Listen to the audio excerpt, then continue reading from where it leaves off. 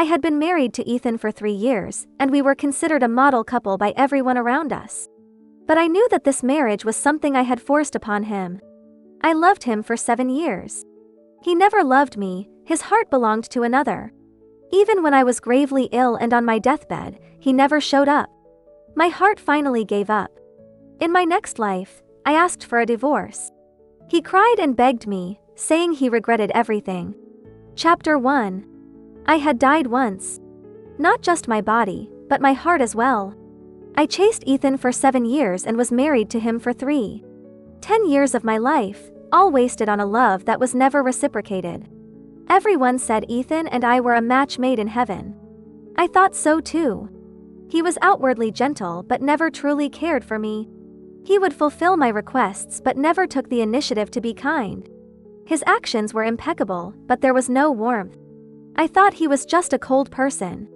Until his true love, Anna, returned from abroad. She was flamboyant and stunning, the complete opposite of my tranquil demeanor. Only then did I realize he could be so passionate, so genuine, so eager. When I wanted to share my pregnancy news with him, he was by the river with Anna.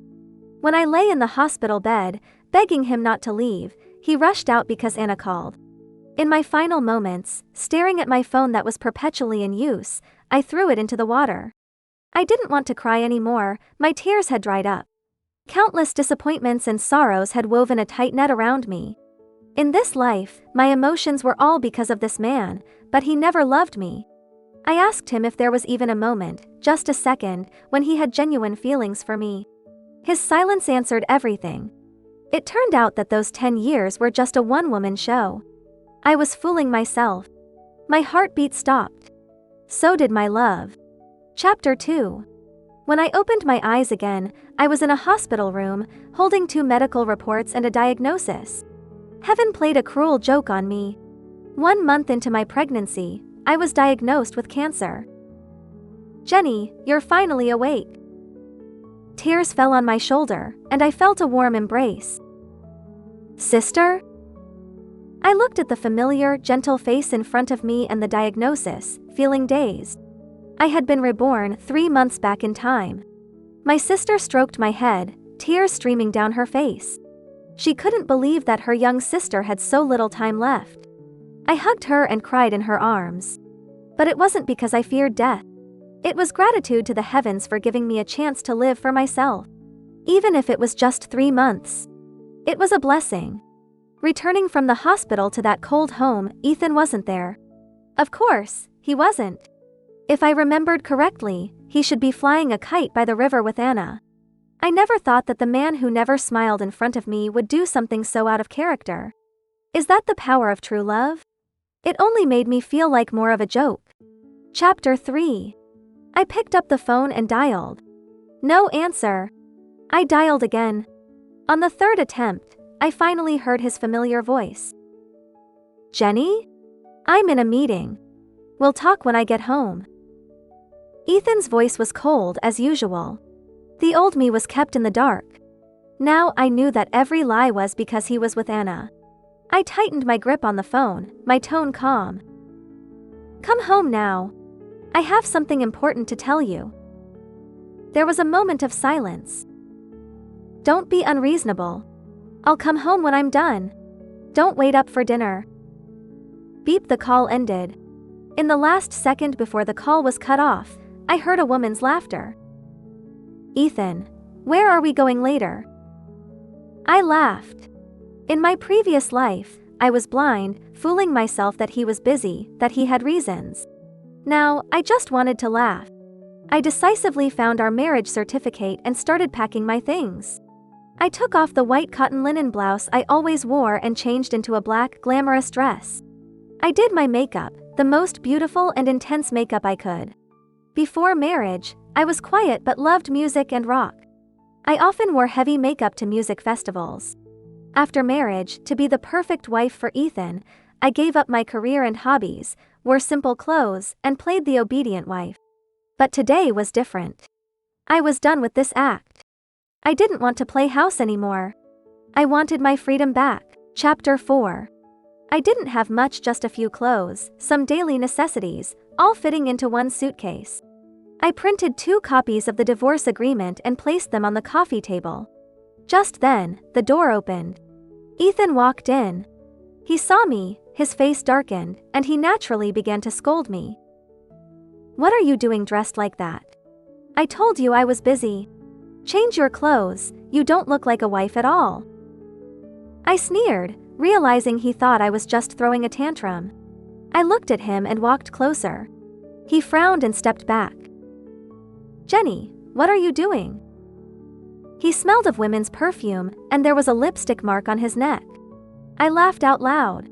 Ethan looked at me as if I were crazy, his tone displeased. "Jenny, what's wrong with you?" I looked at the man I had loved for so many years, his disdain clear in his annoyed expression, over and over, so obvious, yet the old me had been blind. I laughed at my own foolishness. I heard my own voice, calm and steady. "Ethan, let's get a divorce." Chapter 5. After a brief silence. "What did you say?" Ethan's eyes narrowed, as if he couldn't believe someone who had always been obedient to him would say such a thing. His face turned cold in an instant. "You were the one who insisted on getting married, and now you want a divorce. What do you want?" I laughed. "Yes, I insisted on marrying you, so I deserve this. Now I've seen the light. I don't want to cling to you anymore. It's better to make room for Anna, right?" He looked flustered, his eyes avoiding mine. "We're just colleagues, nothing more." Just then, the doorbell rang. Ethan didn't move. I went to open the door. Anna stood there, looking stunned before putting on a flawless smile. She smiled warmly. "Hello, I'm Ethan's colleague. He left something at my place." I saw it was Ethan's favorite brooch. I looked up at her, seeing the subtle challenge and comparison in her eyes. I smiled at her, dragging my suitcase out. "I'm leaving. He's inside, you can talk." Anna looked surprised but said nothing. I turned to the elevator, seeing Anna enter the room while Ethan didn't come after me.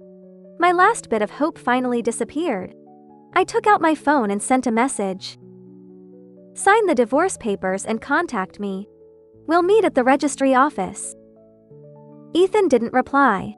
The sun outside was bright, reminding me of 3 years ago when I walked in here with excitement. Now, I would walk out with dignity. I dragged my suitcase, trying to recapture my younger self. But then a sharp pain hit me, and I fell to the ground. Blood started to flow down my legs. A passerby took me to the hospital. Lying in the hospital, the smell of disinfectant surrounded me. This time Ethan came. His shirt was wrinkled, and he looked like he had rushed out after getting the call. He sat by my bed. The first thing he did was question me. "Why didn't you tell me?" Hearing his accusatory tone, I started to laugh, the pain in my abdomen intensifying. Ethan looked at me in disbelief. I must have seemed like a madwoman. I stopped laughing, my tone cold. "When does your phone ever connect? You're either in a meeting or on a date. How could I dare disturb you?" He was stunned, but not out of guilt or reflection. It was disbelief that the once obedient me would speak so sharply, and anger at being challenged by someone who used to flatter him. His face darkened, and he subconsciously stood up to leave. But with the eyes of the people around and my condition as a patient, he paused and sat down again. "Stop this, okay? Jenny, nothing happened between Anna and me. You're overreacting. I'll explain when we get home." Chapter 6. Overreacting? I didn't want to hear his excuses anymore. If the hospital hadn't contacted my legal spouse, I wouldn't have told him anything. The old me would have felt wronged and cried immediately in the face of his questioning. But now, I felt a deep exhaustion. I closed my eyes and stopped speaking. Ethan noticed my change. He was silent for a moment before reaching out to hold my hand. It was the first time he had held my hand. He awkwardly tried to comfort me. "Jenny, don't worry. We'll have another child." Strange. My tears had dried up. Why did my nose still sting? Yes, he cared about the child, the business, but not me. I felt the warmth from his hand and the unclear emotions in his eyes. Just as I was about to speak, his phone rang suddenly. He looked at me, then at the phone. He still went out to answer it. I heard his voice faintly outside the door. "I'm at the hospital." "What? Where are you?" "Don't be scared, okay? I'll be right there." He returned with an apologetic look. "Sorry, Jenny. There's an emergency at work. I hired a nurse for you. She'll take care of you." My earlier sadness turned into numbness. This wasn't the first time, nor would it be the last. I was used to him leaving me. I didn't matter at all, did I? So why pretend, why lie? Isn't it disgusting? Looking at his feigned concern, I felt nauseous. I vomited. But I hadn't eaten anything, I vomited blood. My head spun, and I tried to find a tissue but fell off the bed. Maybe I looked too frightening as Ethan's steps halted. He hurriedly called for doctors and nurses, rushing to hold me. My head was spinning, the extreme physical pain making it hard to push away the man who disgusted me. Sweat covered his face as he held me. "Jenny, Jenny! Can you hear me? Jenny!" I laughed self-deprecatingly as I lost consciousness. "Ethan, meeting you was the worst luck of my life." Chapter 7. I was pushed into the operating room in a daze. I lay there for over 10 hours. When I woke, I saw my sister. She had cried herself into a mess, her face covered in tear stains. I reached out to comfort her, touching her arm. She hurriedly wiped her tears. I sat up and hugged her. "Sister, it was my fault. I didn't listen to you and insisted on marrying someone who didn't love me." She started sobbing again. Our parents had died early, we had grown up relying on each other. We were very close. When I wanted to get married, she tried to dissuade me, but I was blinded by love and insisted on a relationship that wasn't mine. How foolish I was. I stroked my sister's swollen eyes. "I'll divorce him and live with you, okay? You won't mind having a sick sister, right?" She playfully hit me. "Silly girl, what nonsense. How could I mind?" I smiled at her, wiping away her tears. Indeed, spending the last phase of life with a loving family was the way to go. Ethan arrived a few hours after I woke up, carrying flowers and supplements. He still thought it was just complications from the miscarriage. Until the doctor informed him of my dire condition, he stood there, looking grim. My sister ignored him, and I didn't want to speak to him either. But he stayed in the room, fumbling with an apple, constantly apologizing. I never imagined the proud Ethan would bow his head. "I'm sorry, Jenny. I'm a bastard. Please forgive me." He handed me the apple poorly peeled. But he still smelled of that perfume. I didn't take it, I just felt disgusted. I turned my back to him, my tone flat. "Ethan, besides signing the divorce papers and going to the registry, don't come to see me again." "Jenny, don't say anything meaningless. I'm done listening. Leave." After a brief silence, Ethan left. As he did, he said, "I won't divorce you. No matter what, you're my wife." I sneered. It started raining outside. I thought I should listen to music, learn to paint, travel with my sister, and do everything I wanted to do. As for the marriage, since I was dying, it didn't matter whether we divorced or not. It didn't matter anymore. Nothing about Ethan matters anymore. Chapter 8. After insisting on being discharged, the hospital finally let me go, seeing that my condition had stabilized somewhat. I walked home with my sister, chatting about our past and the happy moments of our childhood. For the first time in 10 years, I felt at peace. No more anxiety, no more fear, no more dreading a cold face or the sound of his phone ringing. I used to be a bright girl, praised by many as a little sunshine. But back then, to marry Ethan, I gave up so much. Naturally, I didn't go abroad, and my light dimmed after entering the household, often criticized by Ethan. He said my cooking was bad, so I learned to cook diligently. He said I wasn't gentle enough, so I stopped opposing his opinions. I wasn't myself anymore. Thank goodness, I had another chance. I picked up the piano, my old love. My dream was to be a pianist, and I even received an offer to study abroad. My sister found me a piano room at a music school, allowing me to practice after the students finished their classes. One day, a man stood at the door, listening to my playing. "Your playing is beautiful. What piece is this?" "Amazing Grace," I replied. "You play wonderfully," he said, clapping. From then on, he was there every day I went to practice. He was my first audience in a long time. He said his name was Chris. Sometimes we chatted, mostly about music. From Chopin to Mozart, Debussy to Beethoven. When we were inspired, he would play the violin to accompany me. We grew closer. Many things can be felt without being said. But I knew I couldn't do that. I had only a few months left and couldn't waste his time. One night, we almost kissed. I ran away. I never went back to the piano room. That same night, Ethan appeared at my door again. He was soaked from the rain, standing still. I didn't want to deal with him, but my sister said he had been there for 3 hours, and if I left him, something might happen. So, I beckoned to him. He hesitated, his face lit with joy. I was taken aback, feeling a mix of emotions.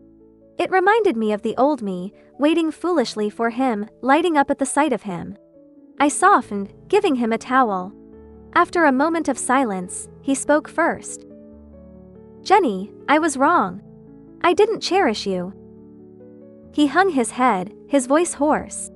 The old me might have softened. But the new me wasn't easily fooled. I looked at him amused. "What about Anna? Isn't she worth cherishing?" His body tensed at my words. His reaction told me they hadn't cut ties, contradicting his claims. Anna just returned. She doesn't know many people here, so I spent more time with her. I realized I had never truly seen Ethan. I stepped closer, looking into his eyes. "You're doing a great job. When I waited at home, you were with her. When I lost our baby, you went to her. When I got sick, you went to her. You lied so much, just to be with her. What about me, Ethan? What am I to you?" Ethan opened his mouth but fell silent. "I'm sorry?" Years of restraint and grace finally broke free, an unexplainable anger rising within me. "Sorry?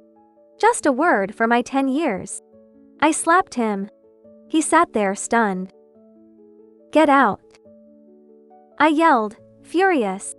Then his phone rang. He took it out and I grabbed it. Anna's voice came through. "Ethan, how did the talk go? Without Jenny's shares, we can't secure the board vote." I hung up, laughing bitterly. "It's not what you think, Jenny." Ethan sprang up, frantic, his face pale. I thought of a saying. "A foolish heart suffers for 18 years. This was the price of a foolish heart. Chapter 9. I sat down, pouring myself a glass of water. "So that's it, Ethan? I wondered why you'd come to apologize." "It was for those shares. Your father transferred them to me when we married. If you sign the divorce papers, I'll return the shares." Ethan's lips moved, looking embarrassed. "Those shares are important to me, Jenny." "Then sign. I have extra copies of the divorce agreement. Can't we start over? You have only a few months left. Let me be with you. I can cook for you, take you to see the world. We still have a chance." He became emotional, tears streaming down his face. For the first time, he cried in front of me. Human joy and sorrow are different. To me, these were crocodile tears. I looked at Ethan like a stranger. I threw a divorce agreement and a pen at him. "Sign it." Chapter 10. The next time I saw Ethan was at the company. I brought the share transfer agreement. Unsurprisingly, Anna was there. She greeted me. "Jenny, long time no see." I walked past her. Her face turned awkward. I heard whispers around us. That Anna, a homewrecker, always seducing men and even hooked up with Ethan. What else would you expect? Did you hear Ethan is divorcing because of her? I ignored them, walking ahead. But I saw a familiar face in the boardroom. Chris. He looked surprised too, but only for a moment. He smiled at me. I smiled back. Ethan walked over. Mr. Chen, this is Jenny. She's here to transfer shares. With her shares, we can secure the vote. Chris looked at us with interest. He heard the gossip. So this is Ethan's wife? She's beautiful. And the one outside. He glanced at Anna. Ethan's face stiffened. We're divorced. I said. We have no relationship.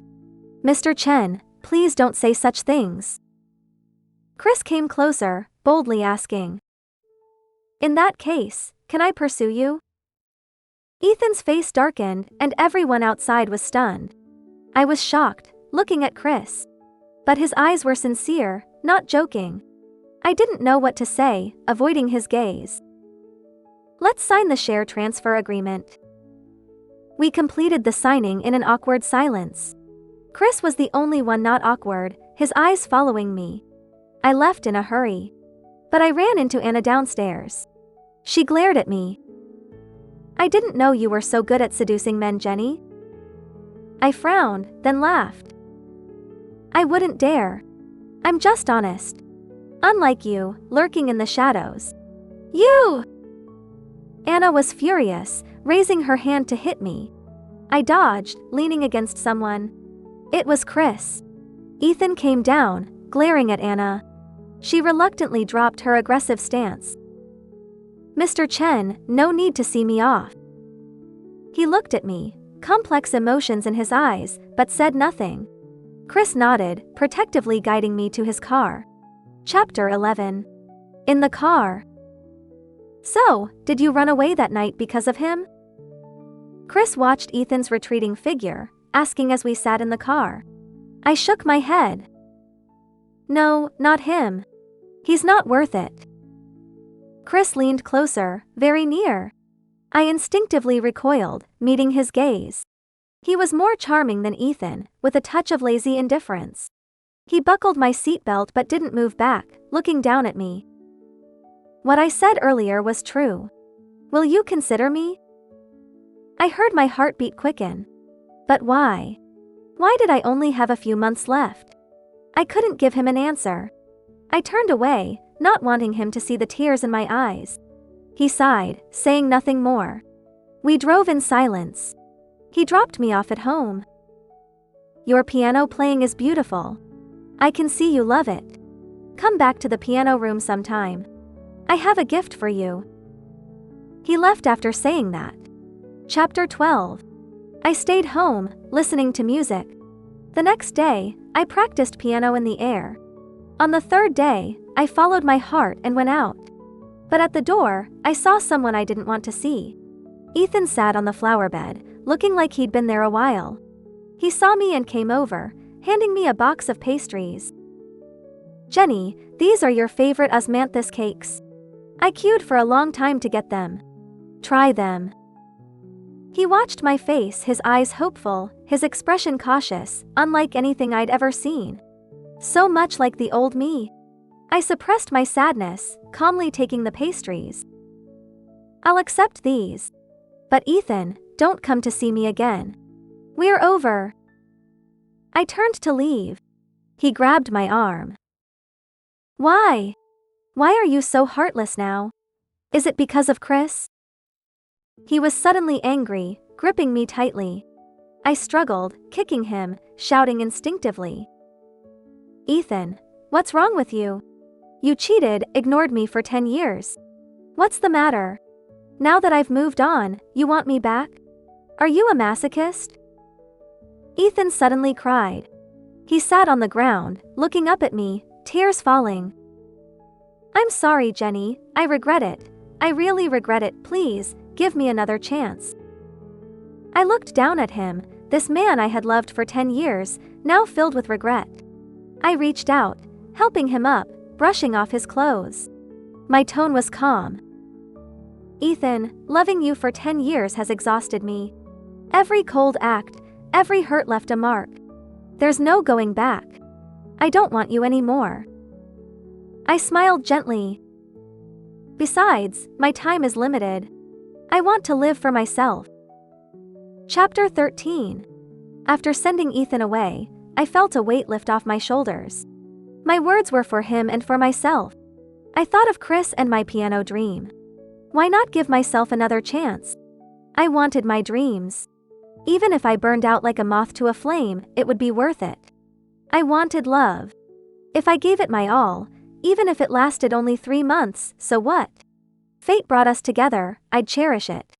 When it ended, I wouldn't regret anything. Like the rain, it would eventually clear. I rushed to the piano room, finding a familiar figure. I ran to him, hugging him tightly. Chris seemed surprised by my boldness, but his eyes were full of joy. He had been waiting for me. I smiled at him, leaning in to kiss him. We both heard each other's heartbeats. Chris gave me a brand new piano. A piano just for me. As a child, I always wanted my own piano, but we couldn't afford it. Later, I had the money, but I gave up my piano dream for Ethan and never considered buying one. I never expected to have my own piano now. Chapter 14. I was ecstatic, dragging Chris and my sister to listen to me play day and night. In my last days, sharing my music with the people I loved was the happiest thing. But there were some hiccups. One night, a call woke me. It was Anna crying. She sounded drunk, rambling incoherently. Jenny, why do you have everything? I knew Ethan first, but you married him. Now you're divorced, and he still thinks about you, refusing to see me. Why? You have your sister Ethan and Chris. You have so much love. Why do I have nothing? Why are you so lucky? I'm not satisfied, I'm not satisfied. She cried, seemingly passing out, and the call ended. I didn't care about her words. I knew I wasn't lucky. I was just cherishing and loving what I had. I continued to spend my days happily with my sister and Chris. Sometimes I greedily wished it could last forever. But it didn't last long. My illness worsened. One day, I started coughing blood, staining my piano. Chris and my sister looked at me in panic, their voices surrounding me. I wanted to comfort them. But I couldn't speak. By the time I reached the hospital, I had fallen into a coma. I only remembered my sister and Chris holding my hands, their warmth comforting me. It was the most gentle, warm feeling in the world. I thought in my haze. How wonderful to have this chance. Even if I died now, I had no regrets. I closed my eyes, falling into a long dream. Chris epilogue. From the moment I saw her, I was moved. The soft sunlight shining on her delicate, flying fingers. The music flowing from her fingertips was as captivating as she was.